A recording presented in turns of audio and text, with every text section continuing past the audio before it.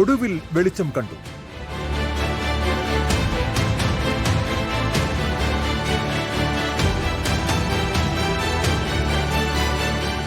November 27 ഇന്നേക്ക് 15 ദിവസം മുമ്പ് പാലക്കാട് MLA രാഹുൽ മാങ്കൂട്ടത്തിലിനെതിരെ ഒരു പെൺകുട്ടി മുഖ്യമന്ത്രിക്ക് നേരിട്ട് പരാതി നൽകിയത് അന്നാണ്. സെക്രട്ടേറിയറ്റിലെ ഓഫീസിലെത്തി മുഖ്യമന്ത്രിയെ നേരിൽ കണ്ടാണ് അതിജീവിത പരാതി കൈമാറിയത്. പാലക്കാട് തെരഞ്ഞെടുപ്പ് പ്രചാരണത്തിൽ സജീവമായിരുന്ന രാഹുൽ മാങ്കൂട്ടത്തിൽ പരാതി നൽകി എന്നറിഞ്ഞതിൻ്റെ തൊട്ടടുത്ത നിമിഷം തന്നെ മുങ്ങി.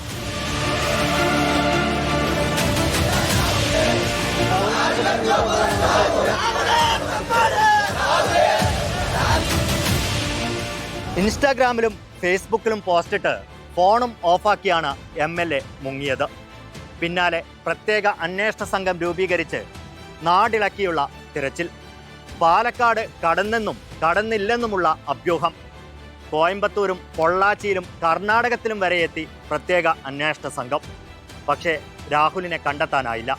അതിനിടയിൽ മറ്റൊരു ബലാത്സംഗ പരാതി കൂടി ഉയർന്നു.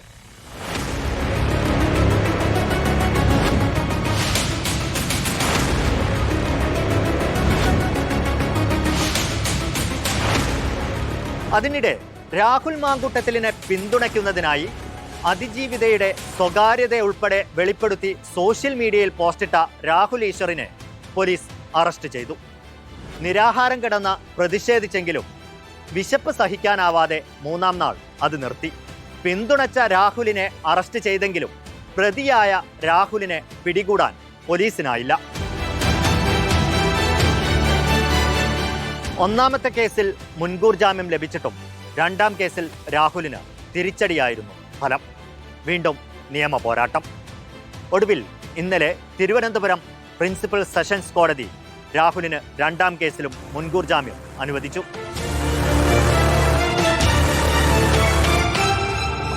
നാടിളക്കി തെരഞ്ഞിട്ടും പോലീസിന് കണ്ടെത്താൻ കഴിയാതിരുന്ന രാഹുൽ മാങ്കൂട്ടത്തിൽ ഇന്ന് പാലക്കാട് തന്നെ പൊങ്ങി. കുന്നത്തൂർമേടിലെ ബൂത്തിലെത്തി വോട്ടും ചെയ്തു. മാധ്യമങ്ങളോട് പതിവ് പുച്ഛം കലർന്ന ഭാഷയിൽ പ്രതികരണം. എനിക്ക് ഇന്ന് പറയാനുള്ളത് ഞാൻ പറഞ്ഞു. നിങ്ങൾ ഇനി എത്ര നേരം നിന്നാലും ഇന്ന് പറയാനുള്ളത് ഞാൻ പറഞ്ഞു. അതിനപ്പുറം ഞാൻ പറയാൻ ഉദ്ദേശിക്കുന്നില്ല. എനിക്കിന്ന് പറയാനുള്ളത് പറഞ്ഞു, അവസാനിച്ചു. രാഹുൽ മാങ്കൂട്ടത്തിലിന്റെ മുൻകൂർ ജാമ്യം റദ്ദാക്കണമെന്നാവശ്യപ്പെട്ട് സർക്കാർ ഹൈക്കോടതിയെ സമീപിച്ചിരിക്കുകയാണ്. തെളിവുകൾ സെഷൻസ് കോടതി പരിഗണിച്ചില്ലെന്നാണ് വാദം. അതിജീവിതയുടെ മൊഴിയിലെ തെളിവുകൾ വിശദമായി പരിശോധിച്ചില്ലെന്നും പ്രോസിക്യൂഷൻ വാദിക്കുന്നു. എന്തായാലും കേസിലെ നിയമ പോരാട്ടങ്ങൾ തുടരുകയാണ്.